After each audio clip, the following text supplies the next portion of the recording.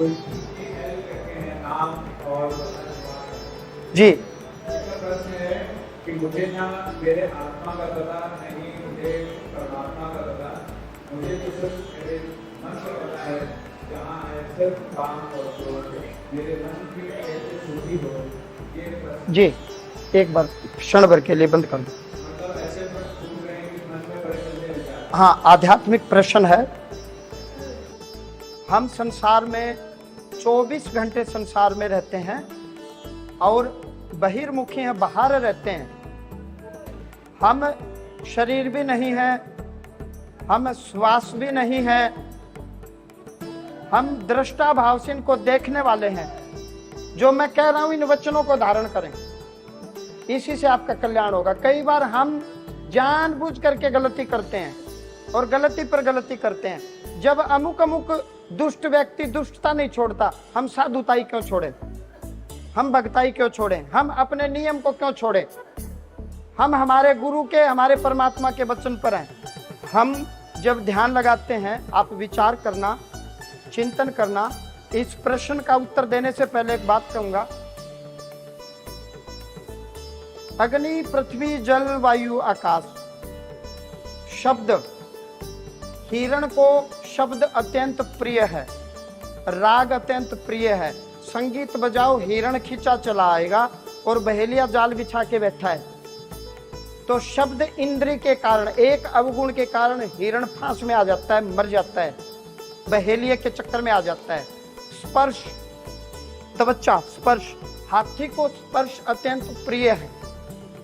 बहेलिया क्या करते हैं, नीचे गड्ढा करके पत्ते रख देते हैं, हाथीनी को उस तरफ खड़ा कर देंगे, हाथी हथीनी के चक्कर में आगे, स्पर्श के चक्कर में, और गड्ढे में गिर जाता, मर जाता है। सिर्फ एक इंद्रिय के कारण, स्पर्श इंद्रिय के कारण। स्पर्श, रस, मछली रस के कारण फंसती है। बहेलिया क्या करता है, कांटा रखेगा, कांटे में कुछ ऐसा जीव, ऐसी चीज फंसा देगा, जल में उतारेगा, मछली रस के चक्कर में आती है, उसको निगलने के चक्कर में कांटे में फंस जाती है, सिर्फ एक अवगुण के कारण। रूप, जो भ्रमर भौरा होता है, लाइट के ऊपर यूं आता है रूप देख करके, उसको नहीं पता जाती, फुट मर जाता है। जब एक एक इंद्री के, एक एक अवगुण के कारण मछली का, हाथी का, भौरे का, हिरण का ये हाल है, हम मनुष्य में तो सारे अवगुण है, हमारा क्या हाल होगा। आप विचार करना, जब मछली एक अवगुण के कारण मृत्यु को प्राप्त होती है, हाथी एक अवगुण के कारण, स्पर्श इंद्रिय के कारण, हम मनुष्य में तो सारे अवगुण है। स्पर्श का भी अवगुण है, सुगंध का भी, रूप का भी, रस का भी, दुनिया के सारे अवगुण हमारे भीतर हैं। तो सोचो हमारी क्या दशा होगी। जब हम आंख बंद करके चिंतन करते हैं, अंतर्मुखी होते हैं, जब हम भक्ति में बैठते हैं तो गंदे विचार आते हैं, गंदे गंदे स्वप्न आते हैं। तो स्वप्न गंदे नहीं है, वस्तु तो वो गंदगी हमारे भीतर भरी हुई है। जैसे ही फिजिकल बॉडी, भौतिक शरीर बिस्तर पर आराम करेगा, तो मेंटल बॉडी, सूक्ष्म शरीर फिर अपना रूप दिखाना शुरू कर देता है। पुरुष है तो महिला, महिला तो पुरुष, नाना प्रकार से विचरण करते हैं। कोई खाने के चक्कर में स्वप्न में भटकता, कोई नंगा भटकता, कोई प्यासा भटक रहा है, गंदे गंदे स्वप्न आते, गंदे गंदे विचार आते हैं। वस्तुतः वह गंदगी हमारे भीतर ऑलरेडी छिपी हुई है। जब ध्यान में करवाता हूँ, अभी ध्यान योग है, ये 2-4-5 मिनट का करवाता हूँ मैं, अभी लंबा लंबा शुरू नहीं किया, करवाएंगे। तो मैं कहता हूँ आप अंतर में उतरो, हल्की आंखें बंद करो, आप देखो, आप श्वास चल रही है, श्वास को देखो, आप अपने आप को देखो, शरीर को देखो। तो इसका मतलब दृष्टा, देखने वाला कोई और है, शरीर कोई और है, और शरीर के भीतर चल रही श्वास कोई और है। गाड़ी अलग, ड्राइवर अलग, और ईंधन फ्यूल अलग।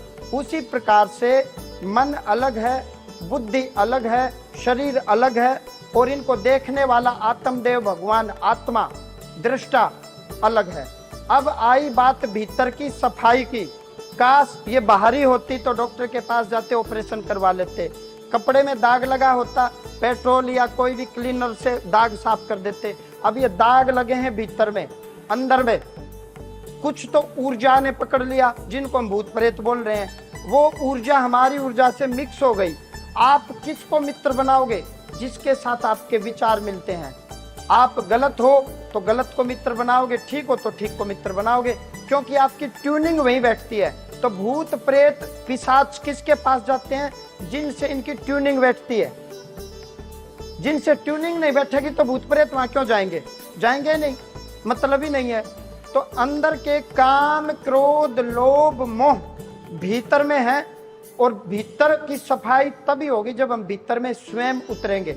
कोई गुरु हमें उतारे, और गुरु स्वयं हमारे संग भीतर में उतर करके हमें बताए कि ये गंदगी दबी हुई है, छिपी हुई है, जो भूत प्रेत के रूप में या नाना। मैं अवधान कराऊंगा, मंत्र पाठ करूंगा, डिवाइन एनर्जी इनके भीतर डालूंगा, पता नहीं इनके तब क्या भाव जागृत होंगे। वो कर्म प्रबल है, मंत्र विद्या से, मंत्र चिकित्सा से वो कर्म इनको छोड़ देगा। अगले महीने करवाऊंगा 3, 4, 5, 6, 7 अक्टूबर को। और वो एक ही पाप, अब ये मनती देवी को पता ही नहीं कि मैं सासू माँ की जो कटती करती हूँ, बुराई करती हूँ, उसके बारे में जो मैं संकल्प करती हूँ, उसका परिणाम ये है कि मुझे संतान का सुख नहीं मिलेगा। दोष भूत प्रेत को दे रही है, और जबकि अपराध स्वयं कर रही है। इस संकल्प मात्र से सामर्थ्यवान गुरु की शरण में बैठे हैं, इसका वो पाप खत्म हो गया, इसका वो अपराध खत्म हो गया, और आगे ऐसा ना करे, वो मैंने संकल्प ले लिया। अब जैसे ये सतमार्ग पर आएगी, 2 संतान माया से प्रेरित होकर के परमात्मा की कृपा से भक्तिमती संतान इसके घर में, एक पुत्र एक पुत्री आ जाएंगे। ये भविष्य की बात है। तो जो भी भक्ति प्रश्न कर रहे हैं, 5 मिनट 10 मिनट अपने अंदर में उतरें और नाम जप करें, राम राम राम राम राम राम राम राम राम राम राम राम राम, राधे राधे राधे राधे राधे राधे राधे, शिव शिव शिव शिव शिव शिव, जिसमें इनकी रुचि है। ये शिव के उपासक है तो शिव का नाम उच्चारण करें, दुर्गा माँ के उपासक है तो दुर्गा माँ का, हनुमान जी के उपासक है तो राम नाम का। इस प्रकार से 5 मिनट 10 मिनट अंदर में नाम जप करें। 100% शीघ्र अतिशीघ्र भीतर की सफाई होनी शुरू होगी, और जैसे सफाई होगी तो ये 100% किसी सतगुरु की शरण में पहुंचेंगे और इनको आगे का मार्ग वो बताएंगे।